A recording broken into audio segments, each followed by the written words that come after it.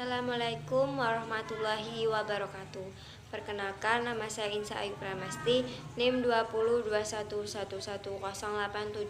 Di sini saya akan menjawab soal nomor 1 sampai nomor 10. Nomor 1. Jelaskan pola bentuk gabungan terikat. Tulislah kembali bentuk gabungan terikat berikut ini.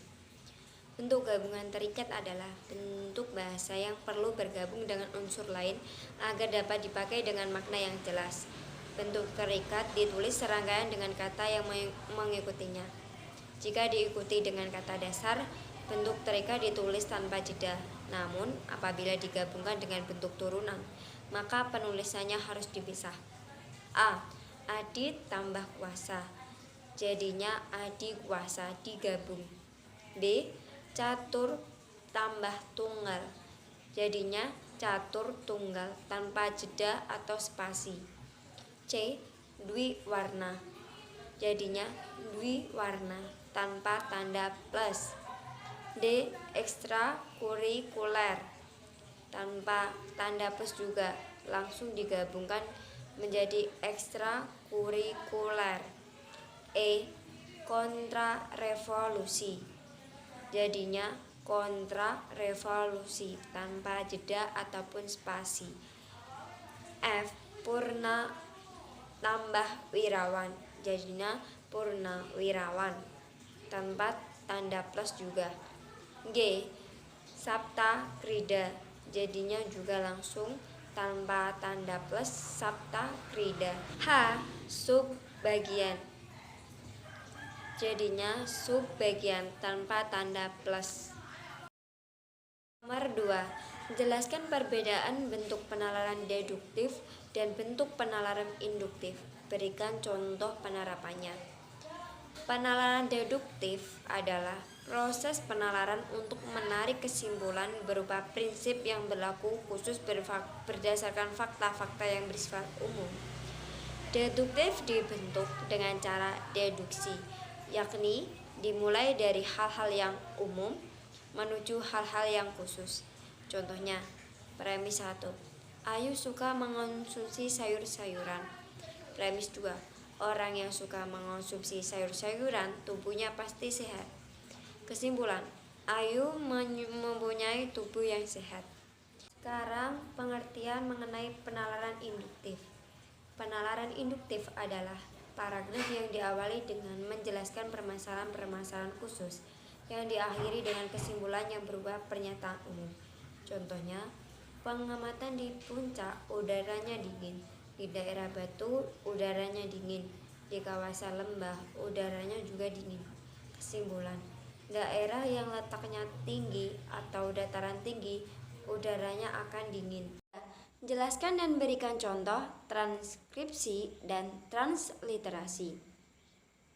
Transkripsi adalah pengalihan tuturan yang berwujud bunyi ke dalam bentuk tulisan teks dengan menggunakan lambang-lambang bunyi. Contohnya, saya ingin menjadi dokter yang cerdas. Saya ingin menjadi dokter yang cerdas. Ibu menyiapkan makan malam untuk keluarga. Ibu menyiapkan makan malam untuk keluarga. Transliterasi dapat diartikan sebagai penulisan dan pengucapan karakter huruf asing dalam bentuk lambang yang mempunyai bunyi yang sama. Sedangkan dalam Kamus Besar Bahasa Indonesia, transliterasi diartikan sebagai penyalinan dengan penggantian huruf abjad atau ke abjad yang lain. Di Indonesia, transliterasi yang dimaksud adalah transliterasi Arab Latin, yaitu penyalinan lambang bunyi huruf Arab ke dalam sistem penulisan huruf Latin. Contohnya, syair al-Islam ditulis nikmat Allah. 4.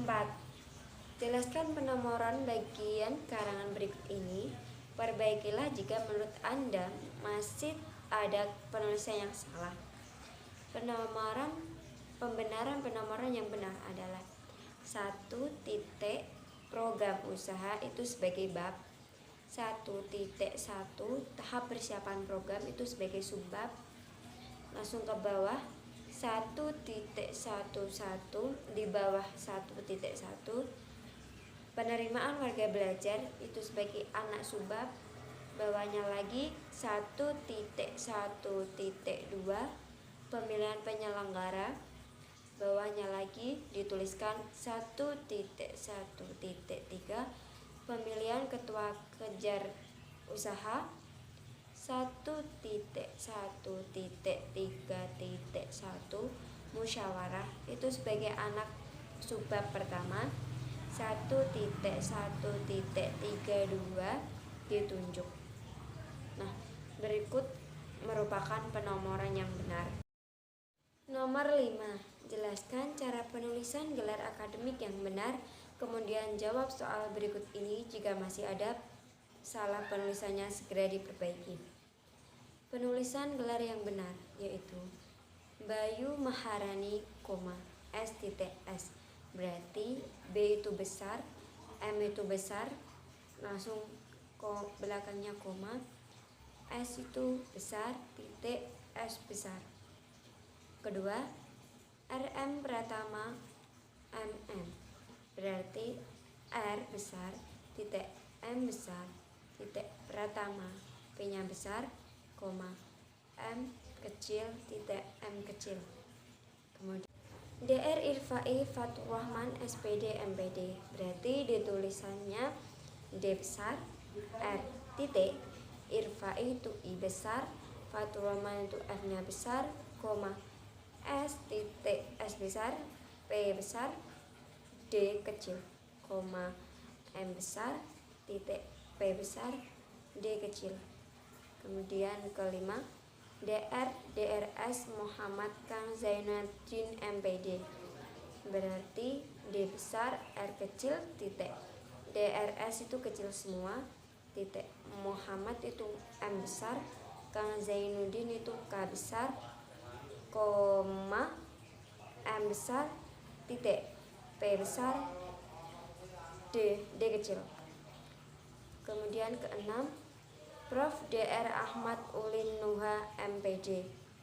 Berarti Prof itu B-nya besar, titik, Dr itu kecil, titik, Ahmad itu A besar, Ulin itu U besar, Nuha N besar, koma, M titik, P besar, M-nya besar, D kecil. Nomor 6. Jelaskan penggunaan tanda elipis, tanda siku, dan tanda kurung. Berikan contoh penggunaan tanda tersebut dalam kalimat. Tanda baca elipis yaitu 3 tanda titik yang disusun secara berurutan yang berfungsi untuk menandakan kalimat yang terputus-putus, menghilangkan sebuah kata dalam kalimat, memberikan jeda dalam pembicaraan. Contohnya, kok serasa ada yang aneh ya? Nomor 2. Tanda baca kurung siku digunakan untuk mengapit keterangan yang ada di kalimat penjelas. Contohnya, cara perolehannya dapat dilihat dengan penjumlahan. Tanda kurung contoh dalam tabel. Terus tanda baca kurung siku, lihat halaman 20, tanda baca siku tutup, kurung tutup. 3. Tanda baca kurung berfungsi untuk mengambil angka atau huruf yang merinci suatu urutan. Contohnya, penggunaan bahasa baku dan tidak baku dalam bahasa Indonesia harus sesuai dengan KBBI. Tanda kurung, Kamus Besar Bahasa Indonesia, kurung tutup, titik. Nomor 7. Jelaskan 3 cara penalaran induktif meliputi generalisasi, analogi, dan hubungan sebab akibat atau kausal. Silakan jelaskan satu persatu disertai contoh. Untuk generalisasi adalah proses bernalar yang bertolak dari sejumlah gejala yang serupa untuk menarik kesimpulan mengenai semua atau sebagian dari peristiwa yang bersangkutan. Contohnya, Sarla memasak sayur setiap pagi hari. Rara memasak sayur setiap pagi hari. Generalisasi yang terjadi yaitu Sarla dan Rara memasak sayur setiap pagi hari. Pengertian analogi adalah persamaan atau persesuaian antara dua benda atau hal yang berlainan.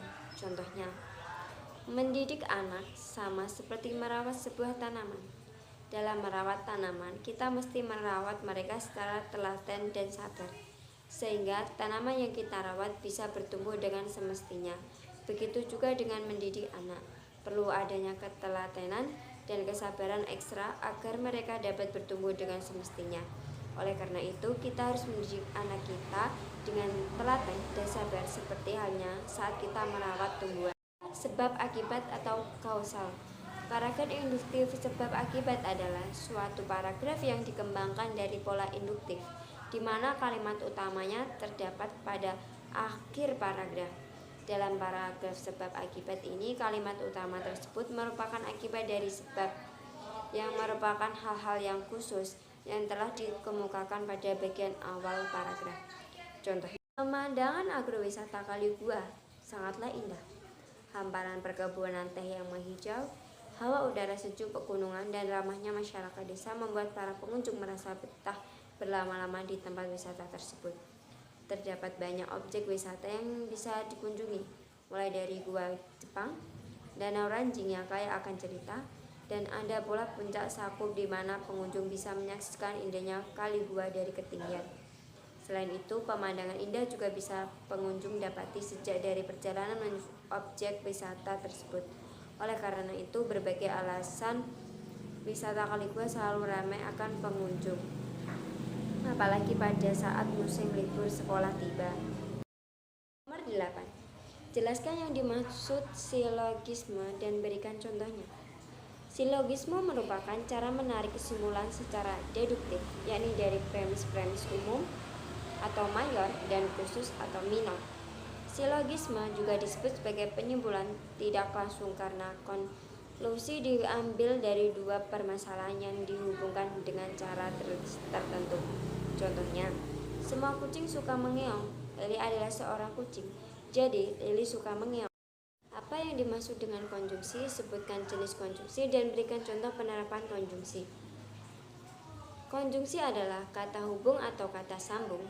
Dalam bahasa Indonesia, konjungsi atau kata hubung dipergunakan untuk menghubungkan suatu kata, frasa dengan frasa, klausa dengan klausa, atau kalimat dengan kalimat.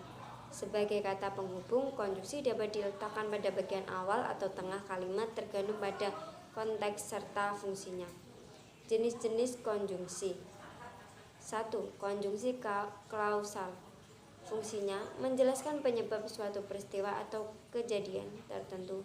Contoh konjungsi kausal: sebab itu, karena itu. Contohnya, penggunaan konjungsi klausal dalam kalimat yaitu sebagai berikut. Ternyata kucing peliharaan Rara dan Disa hilang selama beberapa jam karena mengikuti kupu-kupu terbang.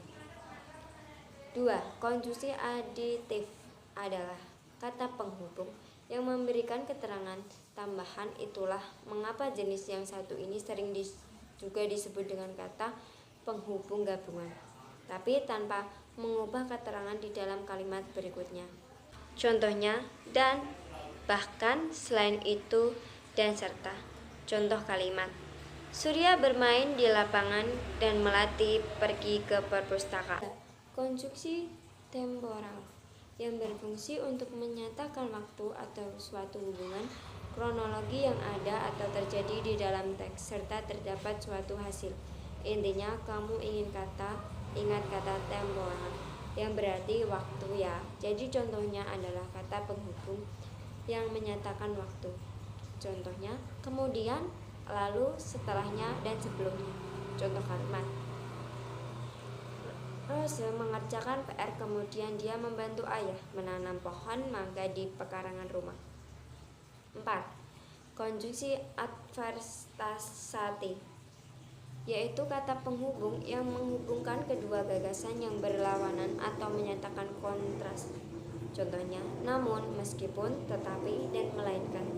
Contoh kalimat: Rita tetap berangkat ke sekolah meskipun kakinya terasa sakit. Nomor 10. Wacana terbagi menjadi 5, yakni narasi, deskripsi, eksposisi, argumentasi, persuasi. Jelaskan ciri dan perbedaan dan berikan contohnya. Wacana narasi adalah salah satu jenis wacana yang berusaha menceritakan atau mengisahkan suatu kejadian yang terjadi dalam suatu rangkaian peristiwa dari waktu ke waktu secara kronologis. Ciri-cirinya: A. Kejadian, B. Tokoh, C. Konflik, D. Alur, E. Latar yang terdiri atas latar waktu, tempat, dan suasana. Contoh wacana narasi: Doni terlambat ke sekolah hari ini karena bangun kesiangan. Ia tiba di sekolah pukul 7.45 sehingga ia ditegur oleh guru piket. Dan ketika masuk ke ruangan bahasa Inggris, ia dilarang masuk karena waktu untuk yang kesiangan telah habis. Deskripsi. Wacana deskripsi adalah satuan jenis wacana yang menggambarkan suatu objek berdasarkan hasil pengamatan, perasaan, dan pengalaman penulisnya. Untuk mencapai kesan yang sempurna bagi pembaca, penulis merinci objek dengan kesan, fakta, dan citraan. Ciri-cirinya: A. Menggambarkan atau melukiskan sesuatu. B. Penggambaran tersebut dilakukan secara jelas dengan melibatkan kesan indera. C. Membuat pembaca atau pendengar merasakan sendiri atau mengalami sendiri. Contoh deskripsi: Monumen Jogja Kembali, salah satu museum sejarah tentang perjuangan kemerdekaan Republik Indonesia yang berada di Jogja adalah Museum Jogja Kembali. Jika dilihat dari luar, museum ini berbentuk kerucut. Museum Jogja Kembali terdiri dari 3 lantai lengkap dengan ruang perpustakaan dan ruang serbaguna. Ketika Anda memasuki museum ini, maka Anda akan menemukan pada ruang pintu tulisan sejumlah 422 nama pahlawan yang gugur di daerah Kreis 3 RIS. Di lantai pertama terdapat 4 museum yang menyimpan benda bersejarah, misalnya senjata, telepon, mesin ketik, dan lain-lain. Lantai 2 terdapat ruang diorama yang mengisahkan perjuangan rakyat Indonesia. Di bagian luar lantai 2 terdapat relief dengan jumlah sekitar 40 relief. Di lantai 3 terdapat patahan, dan ruang ini khusus digunakan untuk mengenang dan mendoakan para pahlawan yang gugur. Di tengah ruang lantai 3 terdapat tiang bendera yang berkibar bendera merah putih. Eksposisi. Wacana eksposisi adalah satuan jenis wacana yang memaparkan atau menjelaskan secara terperinci sesuatu dengan tujuan memberikan informasi dan memperluas pengetahuan kepada pembaca. Wacana eksposisi biasanya digunakan pada karya-karya ilmiah seperti artikel ilmiah, makalah-makalah untuk seminar, simposium, atau penantaran. Ciri-cirinya: A. Menjelaskan informasi agar pembaca mengetahuinya. B. Menyatakan sesuatu yang benar-benar terjadi. C. Tidak terdapat unsur mempengaruhi dan memaksakan kehendak. D. Menunjukkan analisis atau penafsiran secara objektif terhadap fakta yang ada.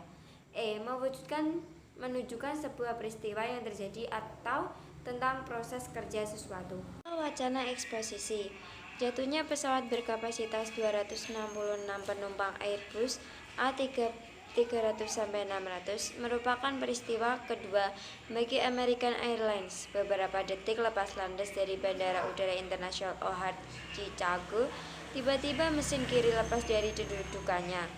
Pilot tidak bisa mengendalikan pesawat akibat keseimbangan pesawat mendadak berubah dengan jatuhnya mesin berbobot sekitar 5 ton.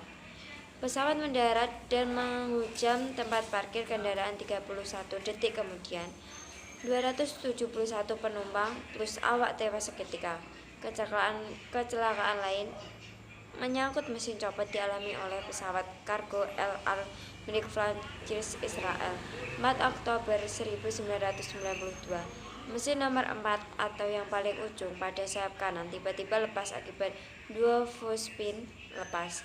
Disusun kemudian oleh mesin nomor 3. Mendadak kehilangan 2 mesin. Pilot tidak dapat mengendalikan pesawat dan menabrak gedung bertingkat di Amsterdam, Belanda.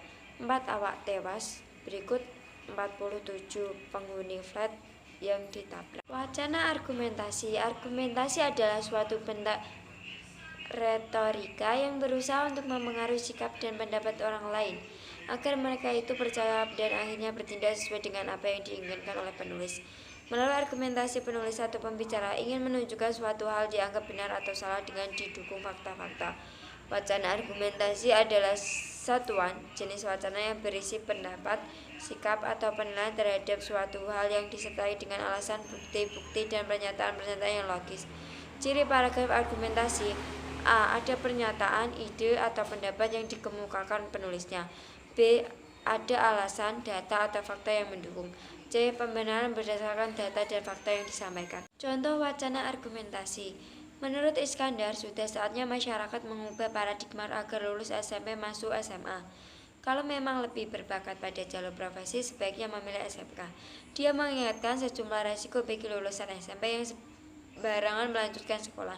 Misalnya, lulusan SMP yang tidak mempunyai bakat minat ke jalur akademik sampai perguruan tinggi, tetapi memaksakan masuk SMA. Dia tidak akan lulus UAN karena sulit mengikuti pelajaran di SMA. Tanpa lulus UAN, mustahil bisa sampai perguruan tinggi. Pada akhirnya mereka akan menjadi pengangguran karena pelajaran SMA tidak memberi bekal untuk bekerja. Wacana persuasi. Wacana persuasi adalah wacana yang berisi rayuan, ajakan, himbauan, atau harapan. Wacana persuasi mempengaruhi orang lain agar melakukan sesuatu yang diinginkan. Ciri-ciri: A. Harus menimbulkan kepercayaan para pembacanya. B. Persuasi sedapat mungkin menghindari konflik agar kepercayaan tidak hilang dan agar kesepakatan pendapatannya tercapai. C. Persuasi memerlukan fakta dan data. Contoh wacana persuasi. Pendidikan merupakan satu di antara sarana untuk menghasilkan penduduk yang berkualitas sebagai modal pembangunan. Tingkat pendidikan seseorang akan berpengaruh bagi penguasaan ilmu pengetahuan dan teknologi yang amat penting pada abad ke-21 ini. Sebagai negara berkembang, Indonesia masih memiliki tingkat pendidikan yang masih dibilang masih cukup rendah. Menurut data Unit National Development Program (UNDP), tingkat pendidikan masyarakat Indonesia berada di peringkat 124 dari 187 negara yang disurvei.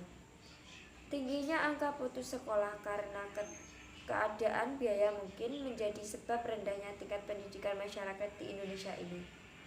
Oleh karena itu, sudah saatnya pendidikan menjadi tanggung jawab seluruh komponen bangsa. Seluruh lapisan masyarakat harus mengambil peran dalam pendidikan ini. Seluruh komponen masyarakat yang seharusnya membantu mereka yang membutuhkan agar dapat melanjutkan pendidikannya.